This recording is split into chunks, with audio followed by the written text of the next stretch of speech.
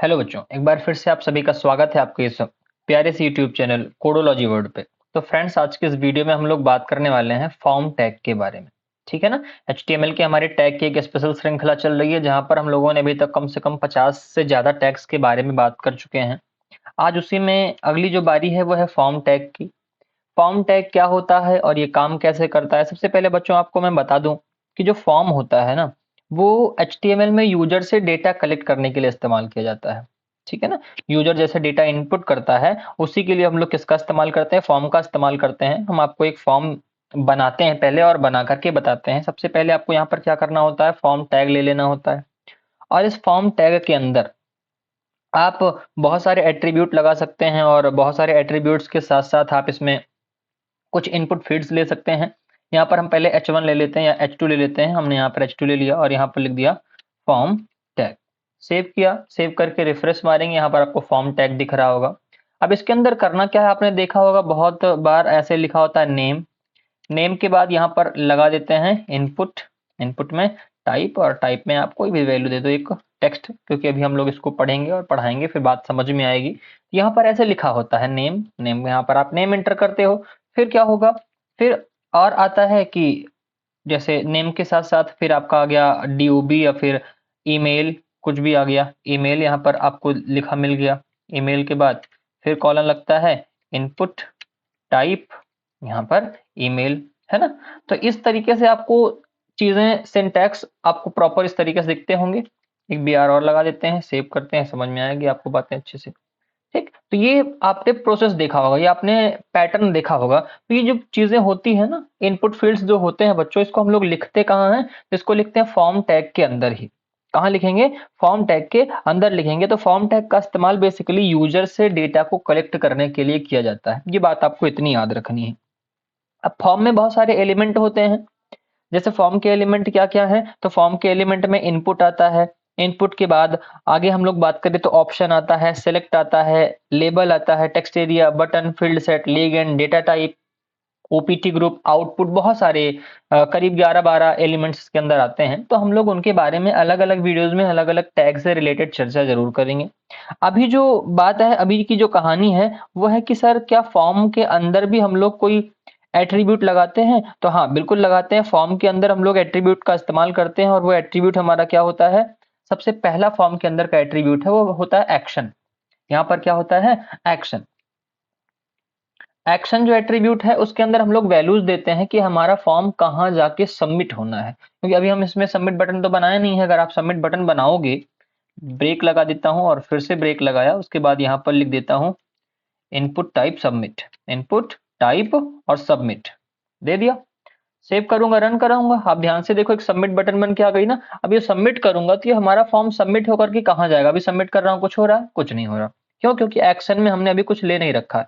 आपको एक्शन में बताना पड़ता है। जैसे मान लीजिए मैंने कह दिया फॉर्म वन डॉट पीएचपी, एक सर्वर साइट हमारी वेबसाइट है फॉर्म वन डॉट पीएचपी, जो कि पीएचपी लैंग्वेज में बनी है। हमारा फॉर्म यहाँ जाना है। सेव करूंगा, रन कराऊंगा ना। अब यहाँ पर मान लीजिए कुछ मैं लिख रहा हूँ, जैसे एक्स वाई जेड लिख दिया, एक्स वाई जेड, और यहाँ पर कोई ईमेल आईडी डाल देना है। सबमिट करोगे ना तो वो वहां पर जाएगा। अभी यहाँ पर हमने, हमारे पास सर्वर तो है नहीं, इसीलिए आपको क्या बता रहा है कि हम ये जो फॉर्म वन डॉट पीएचपी है इसको प्राप्त नहीं कर पा रहे हैं। तो यहाँ पर इस तरीके से आपको ये बातें समझ में आनी चाहिए। ठीक है ना। तो इतनी कहानी आपको यहाँ पर समझ में आई होगी। एक्शन एट्रीब्यूट क्या होता है? एक्शन के बाद अगला होता है बच्चों मेथड। कौन सा एट्रीब्यूट है? मेथड। मेथड में तीन वैल्यूज हमारे पास होती हैं। एक डायलॉग, डायलॉग के बाद एक गेट, और दूसरा क्या होता है? पोस्ट होता है। ये दूसरी आपकी एट्रीब्यूट, दूसरा एट्रीब्यूट रहा किसका? फॉर्म टैग का। तो इस तरीके से आपको ये सारी बातें समझ के चलनी है कि फॉर्म टैग क्या होता है, कैसे काम करेगा, और इनका इस्तेमाल हम लोग अलग अलग कामों के लिए अलग अलग तरीके से कैसे करते हैं, है ना। तो आई होप ये बातें आपको बिल्कुल अच्छे तरीके से समझ में आ रही होंगी। तो पहली चीज हमने देखी, फॉर्म क्या होता है। फॉर्म का इस्तेमाल हम लोग यूजर से इनपुट लेने के लिए करते हैं।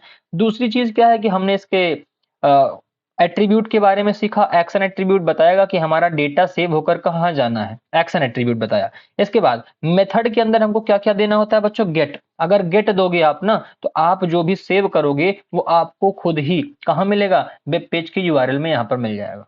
कहाँ मिलेगा? वेब पेज जो, सॉरी, वेब ब्राउजर है ना, वेब ब्राउजर के एड्रेस बार में यहाँ पर आपको मिल जाएगा। कैसे मिलेगा मैं आपको दिखाता हूँ। मैंने कहा यहाँ पर नेम बराबर माई नेम दे दिया, माई नेम। सेव किया, सेव करके मैंने यहाँ पर नाम लिख दिया XYZ। क्या लिखा? XYZ। अब सबमिट करूंगा, आप ध्यान से देखो, दिखा कि नहीं? ये दिख रहा है आपको, my name is equal to XYZ आया ना? तो इस तरीके से आपको जब मेथड गेट करोगे तो यहाँ पर आपको ये चीज मिल जाएगी। अब पोस्ट करोगे, यहाँ पर अगली वैल्यू क्या होती है? पोस्ट होती है। पोस्ट आप करेंगे तो आप सबमिट करेंगे तो पोस्ट हो जाएगा। कहाँ पोस्ट होगा?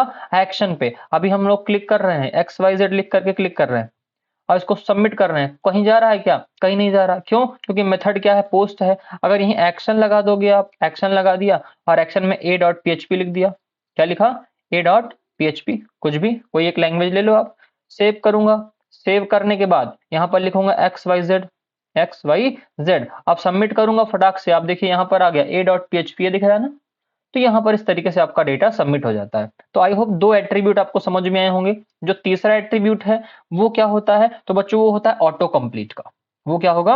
ऑटो कंप्लीट का। ऑटो कंप्लीट में 2 वैल्यू होती है, एक ऑन और एक ऑफ। आप ऑन दे दोगे, अगर आप कोई फील्ड नहीं भर रहे, जैसे यहाँ पर ईमेल नहीं भर रहा हूं तो ईमेल अपने आप भर लेता है। ईमेल क्या करेगा? ये अपने आप भर लेगा। ये आपको बात याद रखनी है। तो आई होप इतनी बातें आपको समझ में आई होंगी। ऑटो कंप्लीट एट्रीब्यूट क्या होता है, कैसे काम करेगा, ठीक है ना? आगे अगली जो वैल्यू होती है बच्चों, वो अगली वैल्यू किस चीज की होगी? मतलब अगला जो एट्रीब्यूट है वो ऑटो कंप्लीट हुआ। ऑटो कंप्लीट के बाद आगे अगला एट्रीब्यूट होता है आईडी का। क्या होगा? आईडी का। हमने दे दिया आईडी और आईडी में लगा दिया माई फॉर्म। आईडी बराबर मैंने लिख दिया फॉर्म 1 या फिर रजिस्ट्रेशन फॉर्म, रजिस्ट्रेशन फॉर्म, ऐसे हमने लिख दिया, एक आईडी दे दी। आईडी हो गया। आईडी के बाद आगे होता है, आईडी के साथ साथ नेम होगा। आगे आईडी के साथ साथ क्या होगा? नेम एट्रीब्यूट होता है। नेम में भी आप दे सकते हो, मैंने लिख दिया कि फॉर्म 1, कोई नाम दे दिया, फॉर्म 1 एक नाम दे दिया। नेम के बाद अगला होता है रेल एट्रीब्यूट। कौन सा एट्रीब्यूट होगा? रेल। रेल एट्रीब्यूट में आपको बताना पड़ेगा हाँ इसका रिलेशन क्या है या किस रिलेशन के अकॉर्डिंग ये बनाया गया है, ये क्या रोल रखता है आपके फॉर्म में। तो रेल हो गया। रेल में भी आप दे सकते हो कि हाँ भैया ये रजिस्ट्रेशन फॉर्म है या फिर एडमिशन फॉर्म है या फिर साइन इन फॉर्म है, लॉग इन फॉर्म है, कोई एक रिलेशन दे दो आप। तो ये 3 एट्रीब्यूट आपको और समझ में आए होंगे। अगला एट्रीब्यूट की हम लोग बात करते हैं तो बच्चों अगला एट्रीब्यूट हो जाता है टारगेट। कौन सा एट्रीब्यूट हो जाएगा? टारगेट। अब टारगेट के 3 वैल्यूज हो सकते हैं, ब्लैंक, पेरेंट, टॉप, सेल्फ। आप जो चाहे वो वैल्यू आप इस्तेमाल कर सकते हो। ब्लैंक इस्तेमाल करोगे तो जब भी आप फॉर्म सबमिट करोगे तो डेटा आपका नई विंडो पर खुल करके आएगा। सेल्फ ले लोगे तो वहीं पर रहेगा। ये हमने आपको पढ़ा रखा है। तो इस तरीके से आपको इतनी बातें याद रखनी है। एक और एट्रीब्यूट होता है, वो होता है इंक टाइप। क्या हो गया? Enctype. ये इंक टाइप में आप चाहे मल्टीपल फॉर्म डेटा लिखो, चाहे टेक्स्ट प्लेन लिखो, फिलहाल हम लोग रखते क्या है? Multipart form data, enctype. अच्छा, इसको कब ऑन करना है, इसको कब यूज करना है बच्चों? इसको तब यूज करना है जब आप मेथड की वैल्यू पोस्ट रखेंगे और एक्शन में आपने कोई सर्वर साइड स्क्रिप्टिंग दे रखी होगी, तभी आपको इसको इस्तेमाल करना है, बाकी इसका इस्तेमाल नहीं करना है। ठीक है ना? तो याद रखिएगा, क्या याद रखना है, हमने आपको क्या क्या बता दिया। एक अगर पूरी लिस्ट बनाए हम लोग फॉर्म के एट्रीब्यूट्स की तो ध्यान से देखना। सबसे पहला एट्रीब्यूट क्या है? एक्शन हुआ। उसके बाद अगला एट्रीब्यूट क्या हुआ? अगला एट्रीब्यूट हमारा टारगेट हुआ। टारगेट के बाद next attribute auto complete. Auto complete के बाद अगला एट्रीब्यूट इंक टाइप। उसके बाद मेथड। यहां पर क्या हुआ? मेथड। मेथड के बाद अगली जो चीज है वो है आईडी। आईडी के बाद नेम। नेम के बाद रेल। ठीक है ना? तो ये इतने क्या रहे हमारे, ध्यान से देखिए, मैं इसको जूम भी कर देता हूं। जूम हो गया ना? अब आपको दिख रहा होगा अच्छे तरीके से। Action, target, autocomplete, enctype, method, ID और नेम और रेल। यहाँ पर नेम और रेल, ये इतने आपके क्या हो गए? इतने आपके हो गए एट्रीब्यूट्स। ये क्या है? ये फॉर्म के एट्रीब्यूट्स हैं, जिनमें से एक एक का इस्तेमाल हमने आपको करके भी दिखाया है। ठीक है ना? अब एलिमेंट की चर्चा करते हैं, तो एलिमेंट भी हमने आपको बताया था। तो अब उन्हीं एलिमेंट्स के बारे में हम लोग एक एक तरफ से चर्चा करेंगे। मिलते हैं आपसे अगली वीडियो में, जहां पर हम लोग फॉर्म के किसी एलिमेंट के बारे में चर्चा कर रहे होंगे। ठीक है ना? तो इस वीडियो में फिलहाल के लिए इतना ही। तब तक के लिए दीजिए इजाजत। Thank you so much. Bye bye.